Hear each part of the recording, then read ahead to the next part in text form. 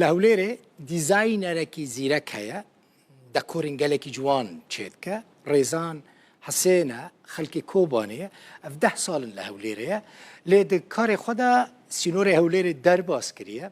چوی باجار اندنین روز آوای کردستانی چوی سوریه چوی عراق چوی باجار اندنین هریما کردستانی ج روداوی را بحثا چیروکا سرکفتنا خود که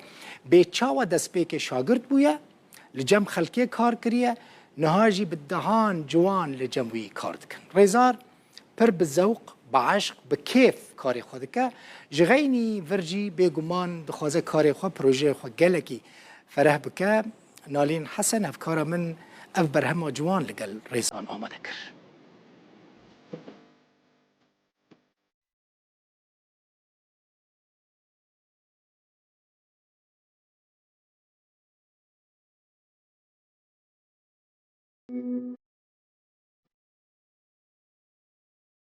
از نوا هجمارك نمونه و برهم و کار کسکی ما کردکی ما جروجابای کردستانی کو بنابه ریزان حسین اف چند سال لهویرا پایتخت هرما کردستانی جهکی تایبت جبو دیزاین و چکرنا دیکوراندانیه لگلوی از زیادتر بحثا کاری وی بکم کاش کنگی به دست بکریه و چند کارمندی وی هنو کاری وی چابره بدی چند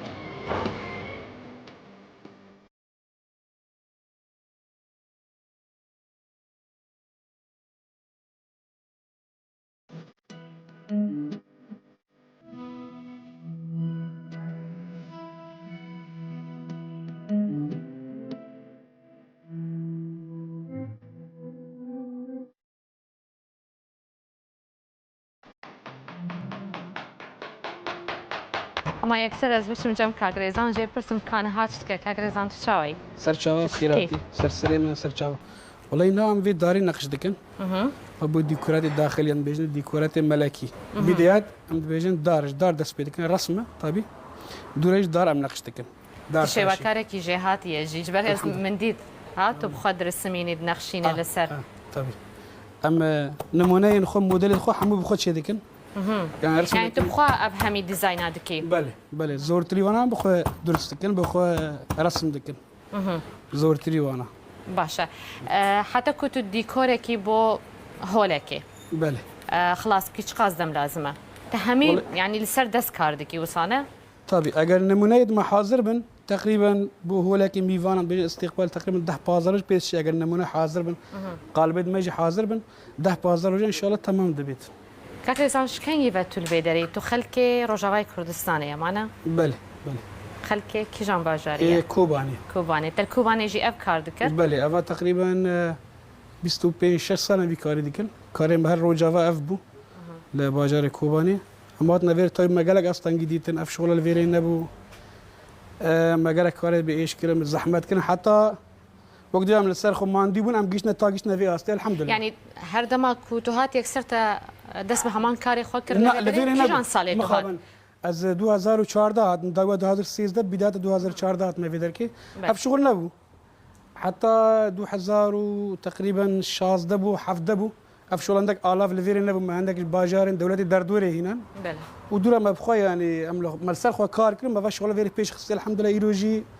اما كنت بيجن بناء على ملك تجاري والحمد لله لسيتا صاغبي هرسر كفتي بي صاغبي يعني اف شلون سال انت بخو جهك تايبت بو خوك بري وين بين 6 سال من الجم خلقي شغل كري فيري ام كار كري بون جم خلقي ما شغل كري حتى ما معمل افكار بو خداني الحمد لله في جروبي ماجي ما شاء الله وندي كان كاس جان هالجمتا كار دكن بازده كسنه همو خلقي روجافانا همو خلقي روجافانا بله همو جي هوستانا وقت جهاتنا وسط جهانا عمل جهان اي نخلو فير ديكي جهانا الحمد لله جا هموش خلقي كوبانينا يعني جواجارين جودانا يا عامود انا يا كردميت العراني بمره هنا يا عفريني قلمه هنا يلكي باشا كاكريزان تجمرك قلت بري حفتيه كي تو لروجاواي كردستاني بوي تو الباجاري من بوي تو الحسكي بوي راس حسكي تشابو والله حسكي خوش بو ما شاء الله والله تشيرين تابيكي راس عم تكون ما قبل كي ام الشاخه كي خلوي ريج بكن يعني تتخازي نفسها كاري خو عيني كاري خلوي دريج لي تما وصاي ام شون تقريبا 10 بازار بيشتران ويري ام قال جيريان درفت کار هن اللي عندك استنجل پیش مهنه کام اول چهارسر ان شاء الله من ورجي شاخك خو فرعي خو ورفكن بس دايم مشتريت خو اها يعني جبلي كنتو شاخي خوبكي ان شاء الله تشتي دليتا وكتا ببا تو فان ديكورا بو روجاوای کردستانی جی چه دیکی داخوازی هنج روجاوای کردستانی او طلبيه كيما هي جبو رقه رقه انا بشتي مقابله خو حاضر بك ان شاء الله بو رقه بنيرن ام دشين مقالك جرا شاندي مشاندي قامج لوي شاندي كوباني شاندي منبجي ام لا بس دشين سوريا مشين دوله اوروبيه دشين هر دوله تكي يعني وتشين بو دربجي ام دشين درب الطابي شغل ما عراق حمود دشين زاقو حتى فاو روجانا ام دشين وكي ديجا مشين دولات اوروبيه قالك مشاندي فرنسا المانيا بريطانيا حتى امريكا ساشاندي او رجع مشترك مش امريكا جاتو تاني ديكور ناف مالي تو تشي ديكي انا ديكور ناف خاينه بيجن ديكور ملكيه كلاسيكي ناف مالي شغل انا بس ناف مالي الفيدري الهوليري خلق جي حزكن قالكي بله نافا مال خدا دا خازوي نا قالك الفيري خلكي ما يفيري كورسان قالك حاجه تشتي نودكي قالك حاجه ديكورات دكي دا خازي سروي قالك قرانا نرخيخوا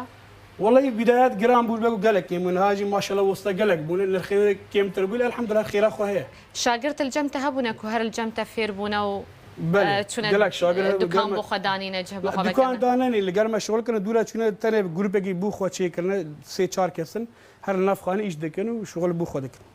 اقسام دوست و برادرم دشنو دينش ما ينامش خرانه بويا تقوت همي كردي روجاوای کردستان جیل جمته کار دکن لبری کو ام دست تومار کرنا و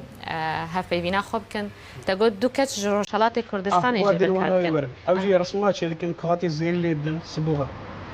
وادي قالك باشا هل سر كيف تبي صاحبي سباس مامو